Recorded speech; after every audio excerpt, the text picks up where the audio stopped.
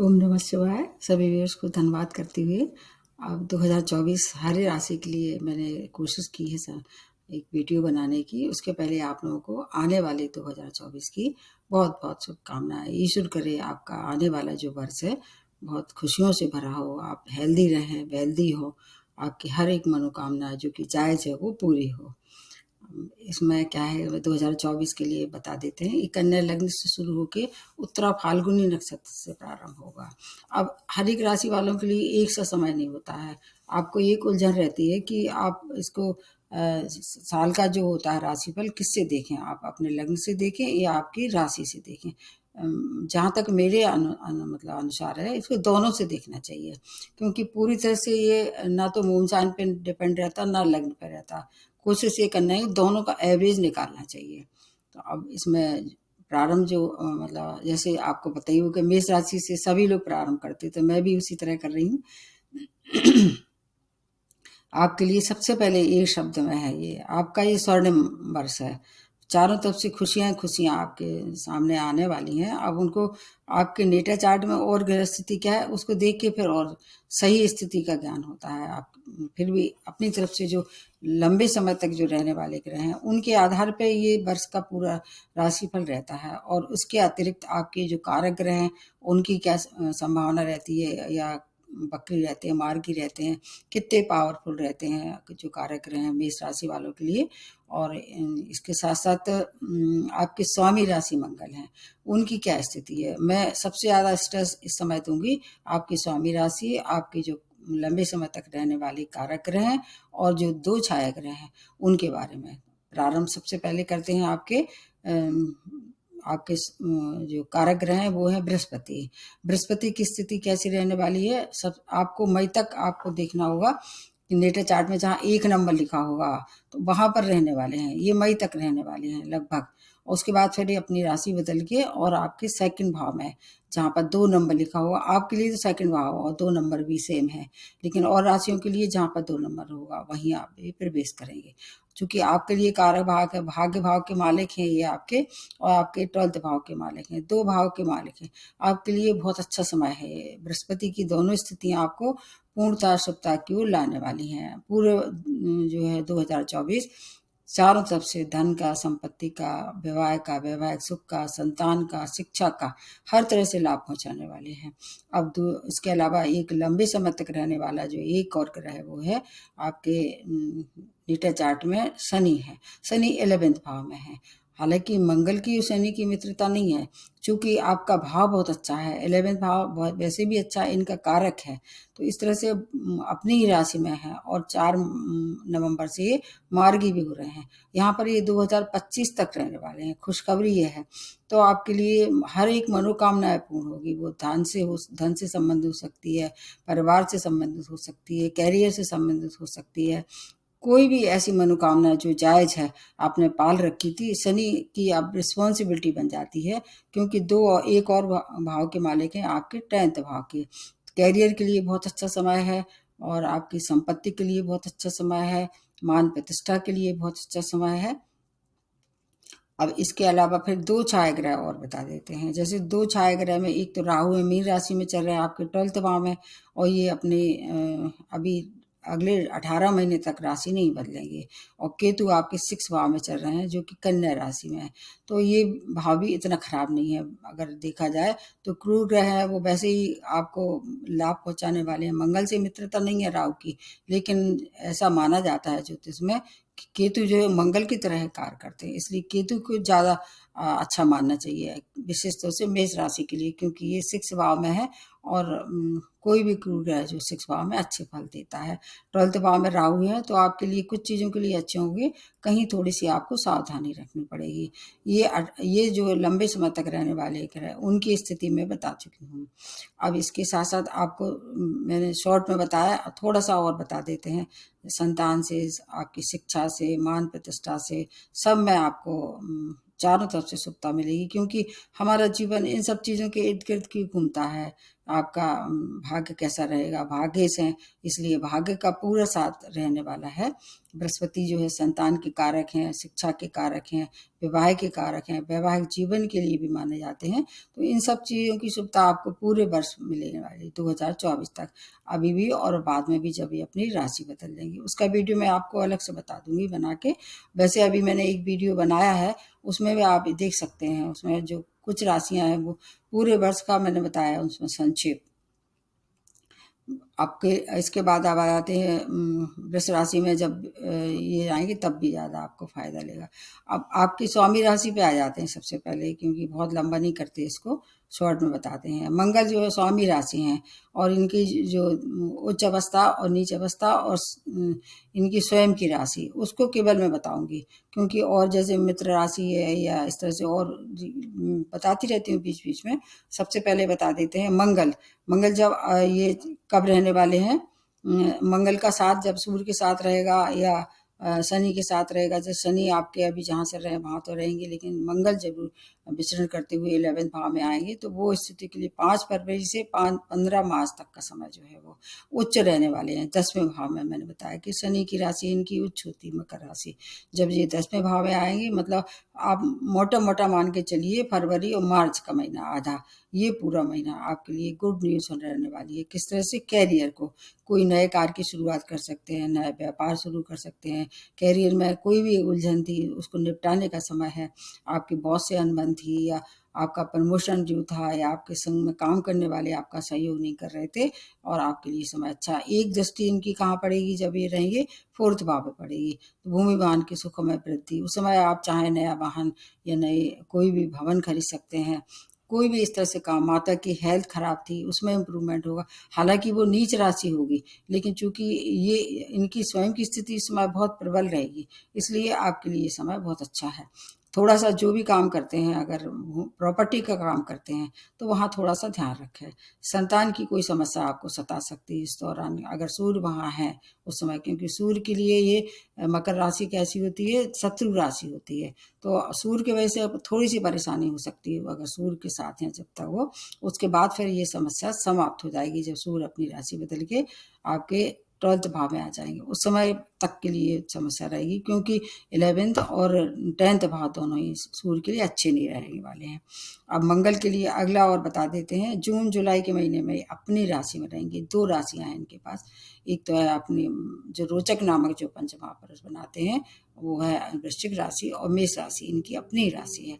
ये 2 महीना है जो आपको क्रोध की मात्रा बढ़ा देंगे, क्योंकि एक तो आपके मतलब लग्न पे रहेंगे, दूसरा अष्टम पे रहेंगे। चोट चपेट दुर्घटना की संभावना ये बढ़ा देते हैं, क्रोध की मात्रा बढ़ा देंगे। लेकिन आत्मबल में अगर आप चाहें तो उस समय कोई भी इंटरव्यू वगैरह फेस कर रहे हैं, या कोई भी किसी भी चीज़ में पार्टिसिपेट करना है, जैसे डिबेट वगैरह में, तो आपका दबदबा रहने वाला है, और ये उसका लाभ आप ले सकते हैं।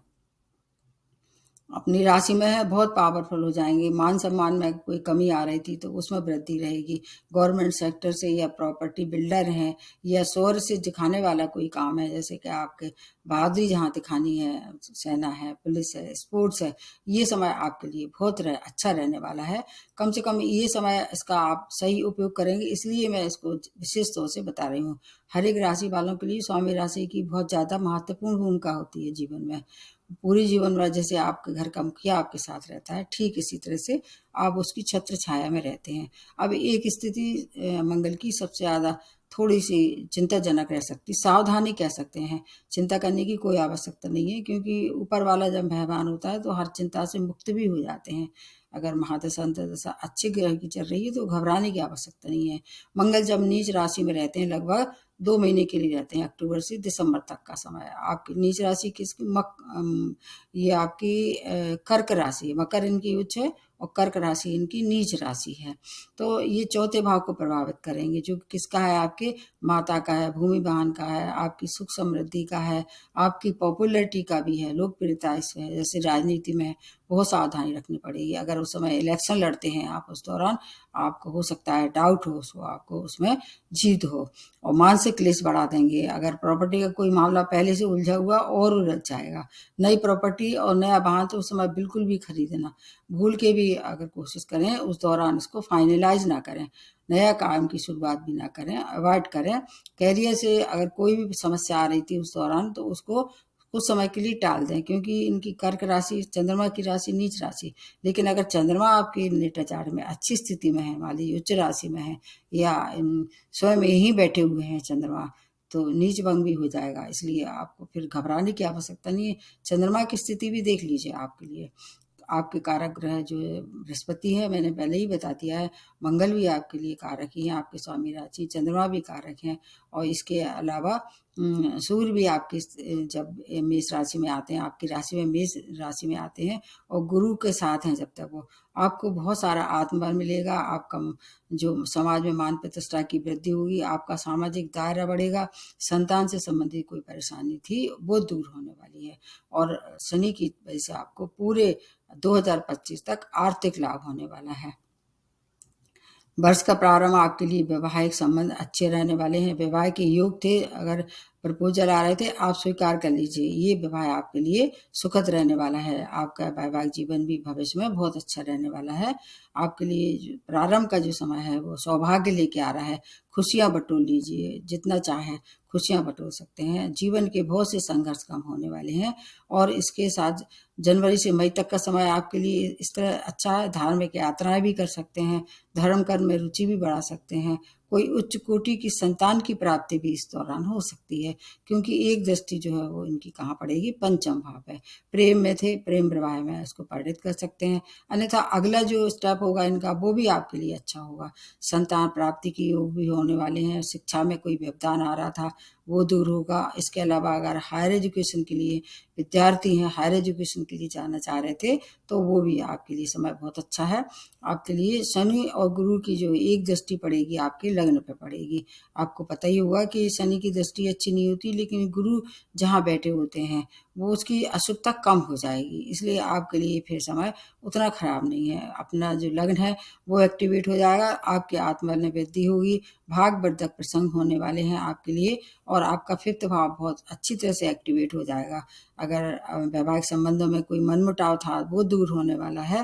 धन का, संपत्ति का, सभी प्रकार की महत्वाकांक्षाएं आपकी जिम्मेवारी किस पे बनती है, शनि पे।